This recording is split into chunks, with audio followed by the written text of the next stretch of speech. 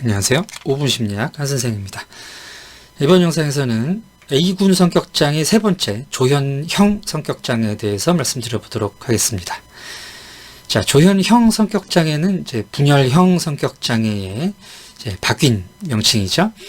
정신분열증이 조현병으로 바뀌면서 이제 분열형 성격장애 역시 이제 조현형 성격장애라는 이름으로 변경이 됐습니다. 자, 조현성 성격장애와 조현형 성격장애를 구분하기가 좀 이제 쉽지가 않은데요. 조현성 성격장애는 이제 스키조이드라는 용어를 쓰고요. 조현형, 이제 스키조 타입에서 이제 나온 말이죠. 자, 그래서 이제 조현형 성격장애는 그 조현병과 사실은 크게 구분이 되지 않습니다. 이제 조현병이라고 보는데 이제 성격적인 차원에서 조현병적인 특징을 보이는 것이 이제 조현형 성격장애다라고 할 수가 있는 것이죠.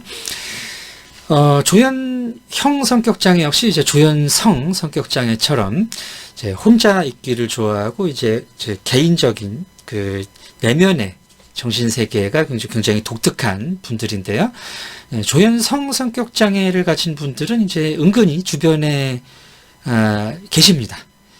이제 혼자 생활하기 좋아하고 이제 개인적인 시간 보내기 좋아하고 이제 상대방과 이제 교류하는 것을 별로 좀 좋아하지 않으면서 이제 좀 독특한 생각 많이 하시는 분들 많이 있죠. 저도 약간 그런 케이스고요.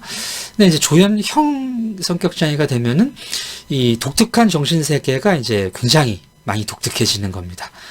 그래서 뭐 이제 조현성 성격장애 분들이 이제 주변에 어느 정도 가끔은 보이는 케이스다라고 한다면은 이제 조현형까지 가면은 이제는 이제 세상에 이런 일이 나오는 단계가 되는 거죠. 이제 예전에 이제 뭐 뭡니까? 케이블 TV 같은 데 나오셨던 빵상 아주머니 같은 케이스. 그래서 이제 본인이 뭐 우주신이다 이렇게 주장을 하시잖아요. 근데 이제 그분은 이제 뭐 그 정도에서 끝나죠. 주변 사람들한테 해를 끼치거나 사기를 치거나 이제 이러진 않는데, 이제 조현형 성격을 가진 분들은 이제 그런 망상이라든지 자기가 하는 그런 세계와 이제 그 현실을 구분하는 능력이 이제 결여되어 있는 경우가 많습니다. 그래서 이제 다른 사람한테 피해를 주거나 사회적으로 무리를 일으키게 되는 경우가 많이 있죠. 그래서 이제 눈에 훨씬 띄고 또 이제 치료를 받아야 되겠다, 좀 치료가 필요하지 않나 하는 느낌을 주는 분들을 이제 조현형 성격이라고 하죠. 자, 조현형 성격의 이제 원인은 조현병과 마찬가지로 생물학적인 쪽에 원인이 있는 경우가 많습니다. 뭐 이제 도파민 분비라든지 이제 뇌의 어떤 기능 문제, 그리고 또 이런 생물학적인 문제는 대부분 이제 유전적인 소인이 있는 경우가 많죠. 자, 물론 이제 유전적인 부분이 있다고 해서 반드시 조현형 성격이라든가 조현병으로 나오는 것은 아닙니다. 어떤 이제 사회적인 경험, 뭐 좌절 경험이라든지 큰 충격, 이제 이런 것에서 이런 이제 타고난 생물학적인 소인이 발현을 한다, 이렇게 이제 정신의학 또는 심리학에서는 이제 보고 있죠. 자, 그리고 이 조현형 성격을 가진 분들의 치료는 역시 이제 쉽지 않죠. 이런 분들이 이제 치료를 받겠다라고 이제 생각하기가 쉽지가 않고, 또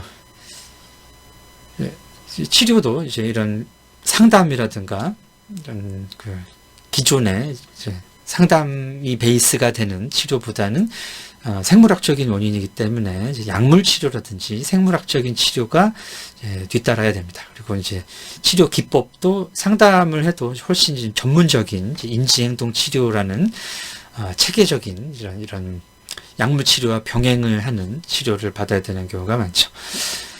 자, 이런 그 조현성 또는 조현형 성격을 가진 분들의 독특한 정신세계는 꼭 그 부정적인 측면만 있는 것은 아닙니다. 물론 이제 사회적으로 무리를 일으키거나 피해를 끼치는 부분은 이제 치료를 받아야 되겠습니다만은, 이런 분들이 어떤 그 게임이라든지 영화에서의 그런 독특한 세계관 이라든지 그런 그 뭡니까? 크리처라고 하죠. 이런 크리처 디자인, 이런 쪽에 이제 영감으로 작용하는 경우도